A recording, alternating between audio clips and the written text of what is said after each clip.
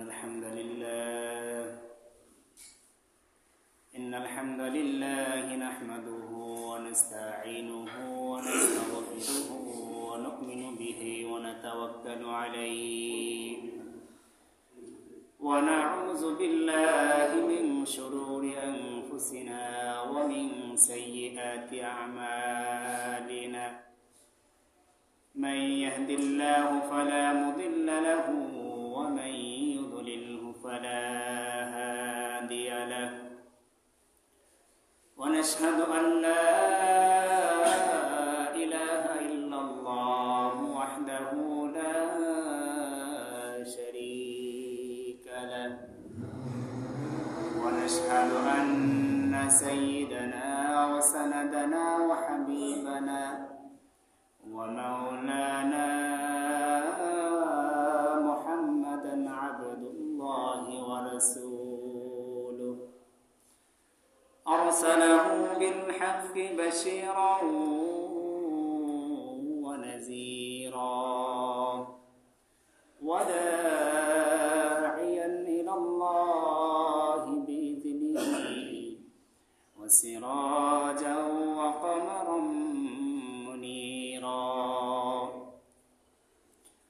أما بعد فقد قال الله سبحانه وتعالى أعوذ بالله من الشيطان الرجيم بسم الله الرحمن الرحيم يا الذين آمنوا إذا نودي للصلاة من يوم الجمعة فاسعوا إلى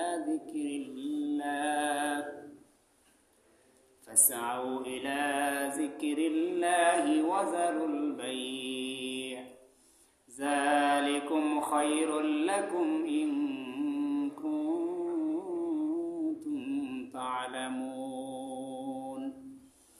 فإذا قضيت الصلاة فانتشروا في الأرض وابتغوا من فضل الله وقال رسول الله صلى الله عليه وسلم من ترك 3 جمع تهاونا طبع الله في قلبه أو كما قال رسول الله صلى الله عليه وسلم سبحانك لا علم لنا إلا ما علمتنا إنك أنت العليم الحكيم الحمد لله মহান আল্লাহ পাক রব্বুল আলামিনের দরবারে অসংখ্য অগণিত শুকরিয়া যে মহান রব্বুল আলামিন আজকে আমাদেরকে রজব মাসের প্রথম জমায় আল্লাহ তাআলা অত্যন্ত মহব্বত করে ভালোবেসে আল্লাহ পাকের মহান 2 রাকাত হুকুম 2 রাকাত জুমার সালাত আদায় করার সুযোগ করে দিয়েছেন। পাশাপাশি আল্লাহ পাক রব্বুল আলামিন দুনিয়ার হাজার হাজার মানুষ থেকে যাচাই বাছাই করে বিভিন্ন ব্যস্ততা থেকে মুক্তি দান করে আল্লাহ পাকের কুদরতে পায়ে সাজদা দেওয়ার মতো সুযোগ করে দিয়েছেন। এই জন্য আল্লাহ পাকের দরবারে শুকরিয়া আদায় করে সকলে অন্তর থেকে আলহামদুলিল্লাহ। সম্মানিত মুসল্লিয়ানে কারাম, আমাদের জুমার ধারাবাহিক আলোচনা চলতেছিল নামাজ সংক্রান্ত বিষয়ে। আমরা অনেকটা পথ চলে এসেছি। এর ধারাবাহিকতায় আজকে আমরা এই সংক্ষিপ্ত সময়ের মধ্যে জানব বিশেষ করে জুমার দিনের কি ফজিলত রয়েছে এবং এই জুমার দিনে জুমার সালাত যারা গুরুত্ব সহকারে আদায় করে তাদের জন্য কি পুরস্কার, কি ফজিলত, এবং যারা অলসতাবশত এই জুমার নামাজকে পরিত্যাগ করে তাদের ব্যাপারে কোরআন এবং হাদিসের মধ্যে আল্লাহ তাআলা এবং আল্লাহ নবী সাল্লাল্লাহু আলাইহি ওয়াসাল্লাম কি বলেছেন আমরা জানবো ইনশাআল্লাহ। মোহতারাম হাজরিন, গত জুমায় আমরা জেনেছিলাম 5 ওয়াক্ত নামাজের আলাদা আলাদা ফজিলত, কিন্তু আমরা জানি যে সপ্তাহে 7 দিনের মধ্যে সবচাইতে উত্তম দিন হলো এই জুমার দিন, শুক্রবার দিন। জুমার দিনটা এত গুরুত্বপূর্ণ কেন? এই জন্যই যে সপ্তাহে 7টা দিনের মধ্যে এই জুমার দিনকে আল্লাহ এবং আল্লাহ নবী সাল্লাল্লাহু আলাইহি সাল্লাম গুরুত্ব দিয়েছেন, সম্মানিত করেছেন। আল্লাহ পাক রব্বুল আলামিন এই জুমার দিনকে, এই জুমার দিনের গুরুত্ব বোঝাতে গিয়ে কোরআন শরীফের মধ্যে 114টা সূরার মধ্যে একটি সূরা এই নামে নামকরণ করেছেন, সূরাতুল জুমআ। আল্লাহ পাক রব্বুল আলামিন সূরা জুমার মধ্যে বলেছেন, ইয়া আইয়ুহাল্লাযীনা আমানু ইযা নুদিয়া লিস-সালাতি মিন ইয়াউমিল জুমআ ফাসআউ ইলা যিকরিল্লাহ। ঠিক তদ্রুপভাবে নবী আলাইহিস সালাতু ওয়াস সালাম হাদিসের মধ্যেও বলেছেন যে সপ্তাহে 7 দিনের মধ্যে সবচাইতে উত্তম দিন হলো এই জুমার দিন। শুধু তাই নয়, এই জুমার দিন হলো মুসলমানদের জন্য একটা খুশির দিন, ঈদের দিন।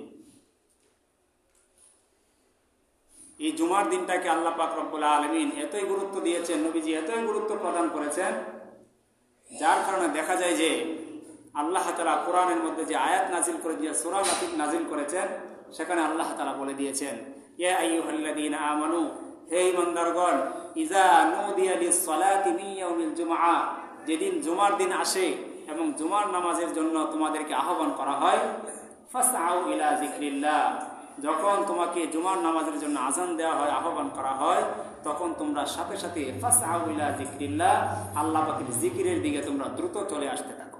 সুবহানাল্লাহ। এখানে জিকিরের দিকে উদ্দেশ্য হলো সালাতের দিকে, নামাজের দিকে দ্রুত আসতে থাকো।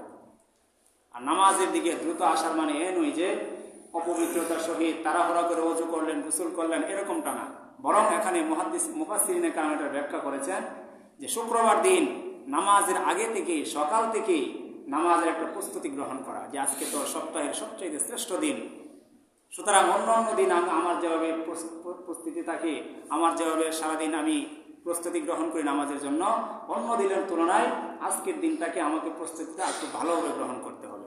অর্থাৎ সকাল থেকে অন্য অন্য কাজগুলো কমিয়ে দিয়ে যেন আজানের সাথে সাথে বা আজানের আগে আগে যেন মসজিদে উপস্থিত হতে পারি।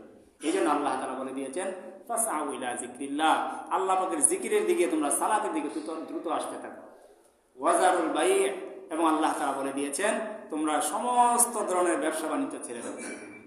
যখন জুমার আজান হয়ে যায়, যারা ব্যবসায়ী তারা ব্যবসায়ী কাজ বন্ধ করে দিবে, যারা চাকরিজীবীর কাজ বন্ধ করে দিবে, যারা স্টুডেন্ট রয়েছে পড়াশোনা বন্ধ করে দিবে, একমাত্র আল্লাহ পাকের জিকিরের দিকে আসতে হবে। এরপর আল্লাহ পাক রব্বুল আলামিন আবার বলে দিয়েছেন, ফাইযা কুদিয়াতিস সালাতু ফান্তাশিরু ফিল আরদ। এখন আমাদের প্রশ্ন হতে পারে যে আমরা চাকরি ছেড়ে নামাজে আসব, ব্যবসা ছেড়ে নামাজে আসব, স্টুডেন্টরা পড়াশোনা ছেড়ে নামাজে আসব, তার মানে নামাজে কি মুখ্যম বিষয়?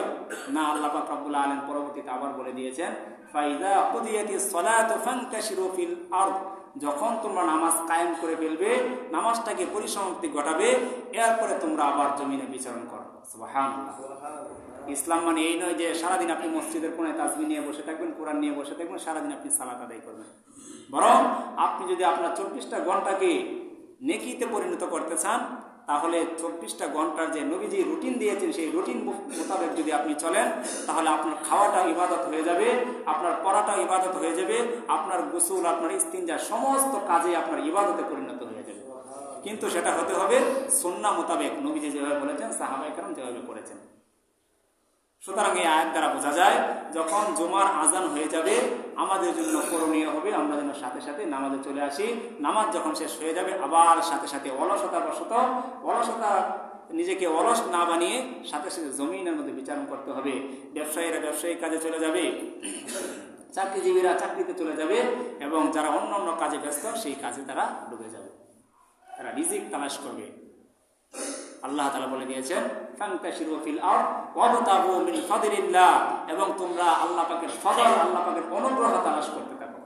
এখানে অনুগ্রহ দ্বারা উদ্দেশ্য হলো তোমরা তোমাদের রিজিককে তালাশ করতে থাকো। মসজিদ থেকে তোমরা বের হয়ে কর্মক্ষেত্রে চলে যাও, সেখান থেকে তোমরা আল্লাহ পাকের অনুগ্রহ অর্থাৎ আল্লাহ পাকের পক্ষ থেকে তোমরা হালাল রিজিকের প্রত্যাশা করতে থাকো। মোহতারাম হাজিরিন, এই জন্য জুমার দিনের এত গুরুত্ব। এই জুমার দিনটা আল্লাহ পাক রব্বুল আলামিন আমাদের জন্য বিশেষভাবে দিয়েছেন, অন্যান্য উম্মতের মধ্যে এটা ছিল না।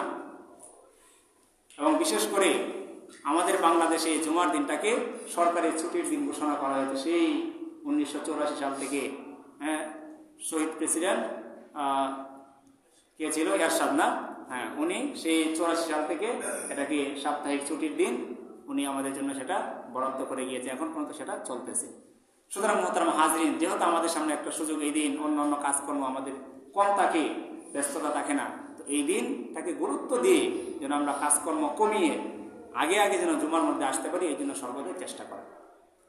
সুতরাং মোহতারাম হাজরিন, এই জুমার দিনে যেহেতু এত গুরুত্ব, এত প্রেক্ষাপট রয়েছে এই জুমার দিনের, এই দিনটাকে আমরা গুরুত্ব সহকারে যেন পালন করতে পারি। মোহতারাম হাজরিন, এই জুমার দিনের বিশেষ কিছু ফজিলত রয়েছে।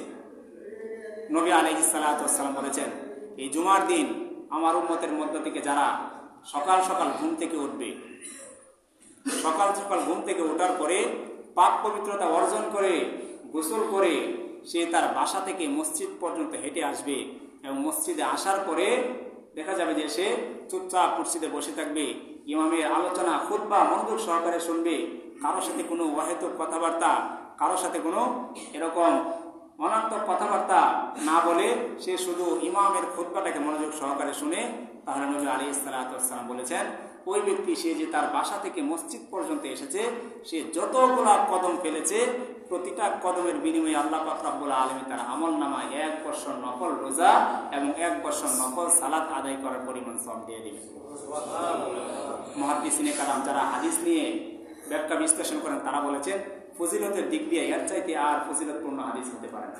আপনি চিন্তা করেন, যারা 100 কদম দিয়ে এসেছে, 100 বছরের নফল রোজা, 100 বছরের সেই নফল সালাত, সে এই পরিমাণ নেকি অর্জন করেছে। যারা আরো বেশি কদম দিয়ে এসেছে তারা আরো বেশি পরিমাণে নেকি অর্জন করেছে। তাহলে এই শুক্রবার দিনের উসিলে আল্লাহ তাআলা এই নেকিগুলো আমাদেরকে দিয়েছে, কিন্তু আমরা অনেকেই অলসতা বশত এই নামাজটাকে, জুমার নামাজটা পর্যন্ত আমরা পড়ি না, পরিত্যাগ করে থাকি। নবী আলাইহিস সালাতু ওয়াস সালাম এই জুমার দিনের ফজিলত বোঝাতে গিয়ে আরো উনি বলেছেন যে ওই দিন, যেদিন শুক্রবার দিন আসে, সেদিন ফজরের পর থেকেই প্রতিটা জামে মসজিদের গেটে, প্রতিটা জামে মসজিদের দরজায় ফেরেশতারা তারা খাতা নিয়ে দাঁড়িয়ে থাকে এন্ট্রি করার জন্য। কারা সর্বপ্রথম মসজিদে প্রবেশ করে, কার পরে কে আসতেছে, তার নাম, তার বাবার নাম, সবগুলো তারা খাতার মধ্যে ফেরেশতারা লিপিবদ্ধ করতে থাকে। এমনকি হাদিসের মধ্যে এসেছে, যে ব্যক্তি সর্বপ্রথম মসজিদের মধ্যে জুমার দিন প্রবেশ করবে, আল্লাহ নবী সাল্লাল্লাহু আলাইহি ওয়াসাল্লাম বলেছেন, তার আমলনামায় আল্লাহর রাস্তায় একটা উট কোরবানি করলে, একটা উট সদকা করলে যে পরিমাণ সওয়াব হয়, সেই পরিমাণ সওয়াব ওই ব্যক্তির আমলনামায় আল্লাহ তাআলা দিয়ে দেন। এরপরে দ্বিতীয় নম্বরে যে ব্যক্তি প্রবেশ করবে, তার আমলনামায় একটি গরু কোরবানি করলে যে পরিমাণ সওয়াব হয়, সেই পরিমাণ সওয়াব তার আমলনামায় দিয়ে দেন। ঠিক তদ্রূপভাবে তৃতীয় পর্যায়ে যে ব্যক্তি প্রবেশ করবে, তার আমলনামায় একটি ছাগল কোরবানি করার পরিমাণ সওয়াব দিয়ে দেন আল্লাহ তাআলা। চতুর্থ নম্বরে আল্লাহর রাস্তায় একটা মোরগ বা একটা মুরগি সদকা করলে যে পরিমাণ সওয়াব হয়, সেই পরিমাণ সওয়াব আল্লাহ তাআলা ওই ব্যক্তির আমলনামায় দিয়ে দেয়। এবং পঞ্চম নম্বরে আল্লাহ পাকের রাস্তায় বাইদা, হাদিসের মধ্যে এসেছে, একটা ডিম সদকা করলে যে পরিমাণ সওয়াব হয়, সেই পরিমাণ সওয়াব ওই ব্যক্তির আমলনামায় দিয়ে দেয়। সুবহানাল্লাহ। এই 5 জন ব্যক্তির ক্ষেত্রে, প্রথম যে 5 জন ব্যক্তি মসজিদে প্রবেশ করবে তাদের ক্ষেত্রে এই ফজিলতের কথা এসেছে, এবং এরপরে যারা মসজিদে প্রবেশ করবে তাদের নাম সাধারণভাবে এন্ট্রি করে রাখা হবে। এবং এটা কতক্ষণ পর্যন্ত চলবে? নবীজি বলেছেন, যতক্ষণ পর্যন্ত ইমাম সাহেব খুতবা শুরু না করবেন ততক্ষণ পর্যন্ত প্রত্যেক ব্যক্তির নাম এই খাতার মধ্যে লিপিবদ্ধ করা হবে। সুবহানাল্লাহ। যখন খুতবা শুরু হয়ে যায়, মুসল্লিদের সাথে সমস্ত ফেরেশতারাও সেই খুতবা শোনার মধ্যে তারা মগ্ন হয়ে যায়। তাহলে জুমার দিনের কত ফজিলত! শুধু তাই নয়, নবী আলাইহিস সালাতু ওয়াস সালাম বলেছেন, 1 ওয়াক্ত নামাজ থেকে আরেক ওয়াক্ত নামাজ, এই 2 মধ্যবর্তী নামাজের মধ্যে যে পরিমাণ সগীরা গুনাহ হয়, পরবর্তী নামাজ পড়ার কারণে আল্লাহ তাআলা সেই মধ্যবর্তী গুনাহগুলোকে মাফ করে দেন। ঠিক তদ্রূপ নবীজি বলেন, আল উমরাতু ইলা উমরাতিন, এক উমরা থেকে আরেক উমরা পর্যন্ত এই মধ্যবর্তী সময়ের মধ্যে আমার বান্দারা যে গুনাহগুলো করে, দ্বিতীয়বার উমরা করার কারণে আমি তার আমলনামার সেই 2 মধ্যবর্তী উমরার মধ্যে যে গুনাহ হয়েছে সেই গুনাহগুলোকে মাফ করে দিই। এবং নবীজি আরো বলেন, এক রমজান থেকে আরেক রমজান এই যে 1 বছর, এই মধ্যবর্তী সময়টার মধ্যে বান্দারা যে গুনাহগুলো করে থাকে, দ্বিতীয় রমজান যদি সে পায় আর রমজানের রোজাগুলো সে গুরুত্ব সহকারে আদায় করে, তাহলে তার সেই 1 বছরের সগীরা গুনাহকে আল্লাহ মাফ করে দেয়।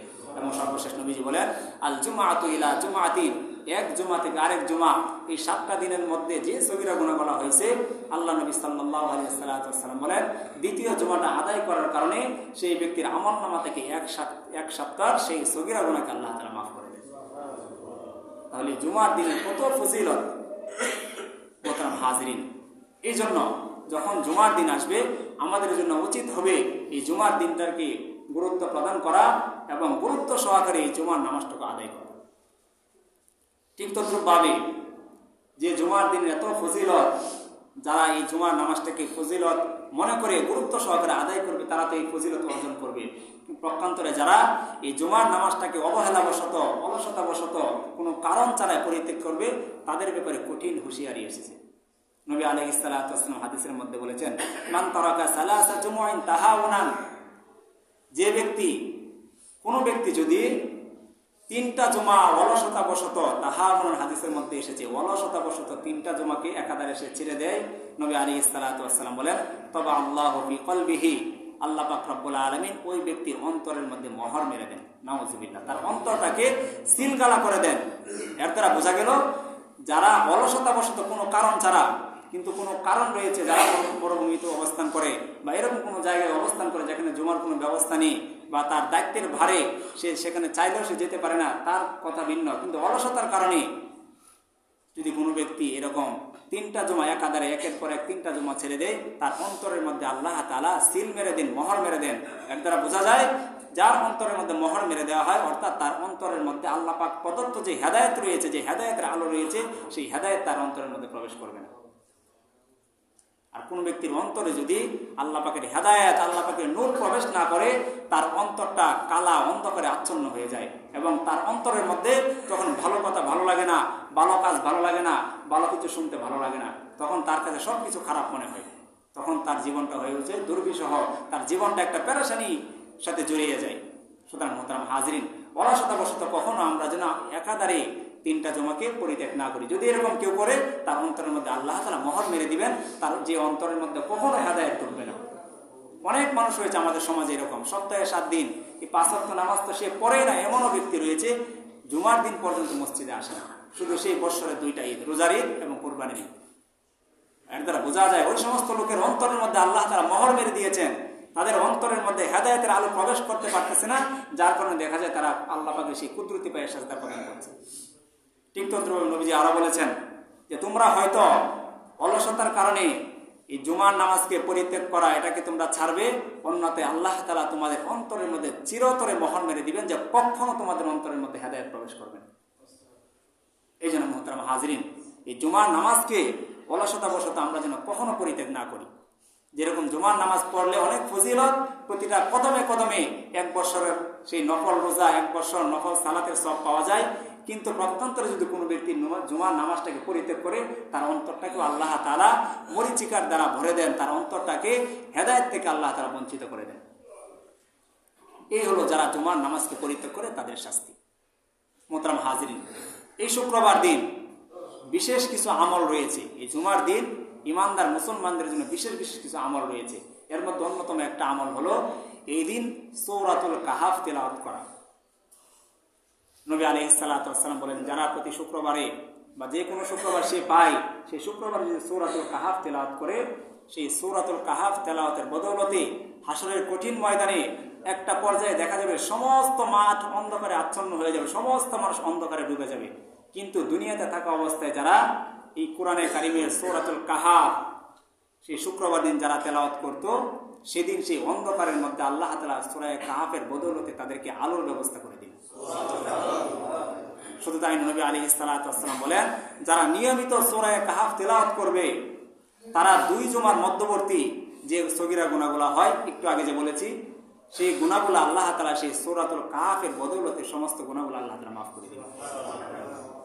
এটা হলো সেই শুক্রবার দিনের বিশেষ একটা আমল। ঠিক তদ্রুপভাবে আরো একটা আমল রয়েছে, এই দিন বেশি বেশি নবী আলাইহিস সালাতু ওয়াস সালামের উপরে দরুদ প্রেরণ করা। এমনি তো সচরাচর আমরা সবসময় নবীজির উপরে দরুদ পড়বো, কিন্তু বিশেষভাবে শুক্রবার দিন ফজিলতের কথা এসেছে। নবীজি বলেছেন, তোমরা যে প্রান্ত থেকে আমার উপরে দরুদ পড়ো না কেন, সেই দরুদগুলা ফেরেশতারা আমার মাকবারায়, আমার কবরের মধ্যে পৌঁছিয়ে দেয়, এবং আমি সেই দরুদের, তোমাদের সেই সালামের, তোমাদের সেই দরুদের উত্তর প্রদান করে থাকি আমি। দরুদ মানে হলো নবী আলাইহিস সালাতু ওয়াস সালামের জন্য দোয়া করা। নবী যে আমাদের দোয়ার মোকাবিক কিনা, কিন্তু আমি আপনি যদি নবীজির উপরে দোয়া প্রেরণ করতে পারি, তার উপরে দরুদ পাঠ করতে পারি, আমার জন্য, আপনার জন্য, সবার জন্যই লাভ। কারণ নবীজি এক হাদিসের মধ্যে বলেছেন, মান সাল্লা সালাতান সাল্লাল্লাহু আলাইহি আশরা, যে ব্যক্তি আমি নবী মুহাম্মদ রাসূলুল্লাহ সাল্লাল্লাহু আলাইহি ওয়াসাল্লামের উপরে একবার দরুদ পড়বে, আল্লাহ পাক রব্বুল আলামিন তার প্রতি 10টি রহমত নাযিল করে দিবেন। আমাদের জীবনে যে আল্লাহ পাকের রহমত না থাকে, করুণা না থাকে, প্রতিটা পদে পদে, প্রতিটা পদক্ষেপে আমরা বিপদের সম্মুখীন হয়ে যাব। কিন্তু আমাদের উপরে যদি আল্লাহ পাকের রহমত থাকে, বরকত থাকে, তাহলে দেখা যাবে কাজ করবো অল্প, কিন্তু সেই কাজের মুনাফা, সেই কাজের প্রতিদান হয়ে যাবে দ্বিগুণের চাইতে আরো দ্বিগুণ। এই জন্য মোহতারাম হাজিরিন, শুধু শুক্রবার দিন না, যে কোনো মুহূর্তে, যে কোনো অবস্থায় আপনার যখন দেখা যাবে আর কোনো রাস্তা খোলা নেই, আপনার দেয়ালে পিঠ ঠেকে গিয়েছে, আপনি চোখ বন্ধ করে দুরূদ শরীফ পড়তে থাকেন। দুরূদ শরীফ সবচেয়ে ছোট দুরূদ হলো সাল্লাল্লাহু আলাইহি ওয়াসাল্লাম। অথবা আমরা নামাজের মধ্যে যে দুরূদ পড়ে থাকি, আল্লাহুম্মা সাল্লি আলা মুহাম্মাদ, আল্লাহুম্মা বারিক আলা মুহাম্মাদ, অথবা আল্লাহুম্মা সাল্লি আলা মুহাম্মাদিন নাবিয়্যিল উম্মি, এই যে দুরূদগুলো আছে, যে যেটা পারেন, সবচেয়ে ছোট হলো সাল্লাল্লাহু আলাইহি ওয়াসাল্লাম। আপনি একবার পড়বেন, 10টা রহমত আসবে। একবার পড়লে সাল্লাল্লাহু আলাইহি ওয়াসাল্লাম 2 সেকেন্ড 3 সেকেন্ড এরকম সময় লাগে। তো প্রতি মুহূর্তে সাল্লাল্লাহু আলাইহি ওয়াসাল্লাম, সাল্লাল্লাহু আলাইহি ওয়াসাল্লাম, সাল্লাল্লাহু আলাইহি ওয়াসাল্লাম। শুক্রবার দিন, বৃহস্পতিবার সূর্য ডোবার পর থেকে নিয়ে শুক্রবার দিন সূর্য ডোবা পর্যন্ত, এই যে 24 ঘন্টা সময়, এই সময়টার মধ্যে প্রতিনিয়ত আপনি পড়তেই থাকেন, দেখবেন যে আপনার উপরে অজরে আল্লাহ পাকের রহমত নাযিল হচ্ছে। সুতরাং এই শুক্রবার দিনের দ্বিতীয় ফজিলত, দ্বিতীয় আমল হলো বেশি বেশি করে নবী আলাইহিস সালাতু ওয়াস সালামের উপরে দরুদ পড়া এবং সূরাতুল কাহাফ তেলাওয়াত করা। এবং বিশেষ করে এই দিনের মধ্যে, এই শুক্রবার দিনের মধ্যে এমন একটা মুহূর্ত রয়েছে, হাদিসের মধ্যে রয়েছে, যে মুহূর্তটার মধ্যে বান্দা যে কোনো দোয়া করে আল্লাহ তাআলা সেই দোয়াটাকে কবুল করে নেন। সুবহানাল্লাহ। কিন্তু সেই সময়টা কোন সময়, এই ব্যাপারে নবী আলাইহিস সালাতু ওয়াস সালাম উম্মতকে, সাহাবায়ে বলে যান নাই। এটাকে উনি গোপন রেখেছেন। যেরকম ভাবে রমজানের শেষ দশকের মধ্যে লাইলাতুল কদর রয়েছে বেজর রাত্রিগুলাতে, ওইটাতে কিন্তু নবী আলাইহিস সালাতু ওয়াস সালাম ডিরেক্টলি উনি বলেন নাই যে অমুক দিনেই হবে। নবীজি বলেছেন শেষ দশকের যে কোনো বেজর রাত্রিতে হতে পারে। কেন গোপন রেখেছেন? এর দ্বারা বোঝা যায় যেন আমার উম্মতেরা, যেন আমার সাহাবাইকেরা, আমার অদূর ভবিষ্যতে যে উম্মতরা আসবে, তারা যেন প্রতিটা সময়কে যেন তারা গুরুত্ব দিয়ে থাকে। শেষ দশকের প্রতিটা রাত্রিকে যেন তারা গুরুত্ব সহকারে ইবাদতের মধ্যে যেন কাটিয়ে দেয়। যদি শেষ দশকের প্রতিটা বেজর রাত্রিকে, 5টা বেজর রাত্রিকে যদি কোনো ব্যক্তি অতিবাহিত করতে পারে, অবশ্যই অবশ্যই সে কোনো না কোনো এক রাতে সে লাইলাতুল কদর পেয়ে যাবে। আর যে ব্যক্তি লাইলাতুল কদর পেয়ে যায়, সে 1000 মাস ইবাদত করলে যে পরিমাণ সওয়াব পাইতো, এর চাইতে বেশি সওয়াব আল্লাহ তাআলা তার আমলনামায় দিয়ে দেয়। ঠিক তদ্রূপভাবে এই শুক্রবার দিনে এমন একটা মুহূর্ত রয়েছে, বৃহস্পতিবার দিন সূর্য ডোবার পর থেকে নিয়ে শুক্রবার দিন সূর্য ডোবার আগ পর্যন্ত 24 ঘন্টার মধ্যে এমন একটা সময় রয়েছে, এই সময়টার মধ্যে বান্দা যে কোনো দোয়া করে আল্লাহ তাআলা সেই দোয়াকে কবুল করবেন। এবং সেটা কোন সময়? মুহাদ্দিসিনে কেরাম অনেকে অনেক সময় বলেছেন, বিশেষ করে যখন ইমামের খুতবা চলে, ওই সময়টাতে দোয়া কবুল হয়। অনেক সময় দেখা যায় আমরা খুতবা অবস্থায় অনেকে কথা বলি, ওই সময় কথা বলা সম্পূর্ণ নিষেধ, কথা বলা যায় না। এবং অনেক ওলামায়ে কেরাম বলেছেন, মুহাদ্দিসিনে কেরাম বলেছেন, শুক্রবার দিন আসরের পর থেকে নিয়ে সূর্য ডোবা পর্যন্ত, অর্থাৎ সন্ধ্যা পর্যন্ত, এই সময়টার মধ্যে দোয়াটা কবুল হয়। তবে দোয়া কবুল হওয়ার জন্য কিছু শর্ত রয়েছে, 3টা শর্ত রয়েছে। আমরা অনেকে দোয়া করি, অনেকে দোয়া কবুল হয় না। অনেকে বলি যে কত দোয়া করতেছি ছোট সময় থেকে, দোয়া তো কবুল হচ্ছে না। দোয়া কবুল হওয়ার জন্য 3টা অন্যতম শর্ত রয়েছে। এক হলো, আপনি যে খাবারটা গ্রহণ করতেছেন সেই খাবারটা হতে হবে হালাল। হারাম খাবার খেয়ে কোনো ব্যক্তি যতই ইবাদত করুক, সে যতই সুঠাম দেহের অধিকারী হোক, সেই দেহটা জাহান্নামে যাবে, জান্নাতে যাবে না, তার দোয়া কবুল হবে না। এবং সে যে আমলগুলা করবে, এই আমলগুলা হতে হবে বেদাত মুক্ত। কোনো বেদাতি সিস্টেমে আমল করলে সেই দোয়া তার কখনো কবুল হবে না। এবং সে যে উপার্জন করবে, তার উপার্জনটা হতে হবে হালাল। এই 3টা শর্ত উপস্থিত থাকতে হবে। খাবারটা হতে হবে হালাল, সে যে উপার্জন করবে, উপার্জনটা হতে হবে হালাল, এবং সে যে আমল করবে, সে আমলটা হতে হবে বেদাত মুক্ত, এবং সে যে আল্লাহ পাকের প্রতি ঈমান আনয়ন করেছে, এই ঈমানটা হতে হবে শিরিক মুক্ত। ঈমানের মধ্যে কোনো শিরিক থাকতে পারবে না, আল্লাহ পাকের সাথে কোনো অংশীদারিত্ব সাব্যস্ত করা যাবে না। তাহলে দেখা যাবে যে এই 3টা শর্ত পাওয়া গেলে আপনি যে কোনো দোয়া করেন না কেন, আল্লাহ পাক রব্বুল আলামিন আপনার সেই দোয়াকে কবুল করবেন। এই জন্য মোহতারাম হাজিরিন, এই যে শুক্রবার দিন প্রতিটা সপ্তাহে আমাদের মাঝে আসতেছে, এত ফজিলতের একটা দিন। এই দিনটাকে নবী আলাইহিস সালাতু ওয়াস সালাম মুসলমানদের জন্য, ইমানদারদের জন্য ঈদের দিন ঘোষণা করেছেন। কেন ঘোষণা করেছেন? এই দিনটার মধ্যে আল্লাহ তাআলা এত গুরুত্বপূর্ণ বিষয়গুলো রেখেছেন।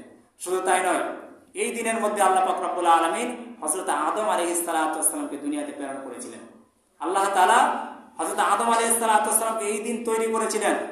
হাদিসের মধ্যে এসেছে, লাম্মা খালাকাল্লাহু আদম, যখন আল্লাহ পাক রব্বুল আলামিন আদম আলাইহিস সালাতু ওয়াস সালাম সৃষ্টি করেছিলেন, ওয়া কানা তুলুহু 60 জিরাআন, আর তার দেহের উচ্চতা ছিল 60 গজ পর্যন্ত। ওনার দেহের উচ্চতা ছিল কত গজ? 60 গজ। এবং নবী আলাইহিস সালাতু ওয়াস সালাম তাও বলে দিয়েছেন, যেদিন আদম আলাইহিস সালাতু ওয়াস সালামকে এবং হযরত হাওয়া আলাইহিস সালাতু ওয়াস সালামকে জান্নাত থেকে বের করে দেওয়া হয়েছিল, ওই দিনটাও ছিল শুক্রবার দিন।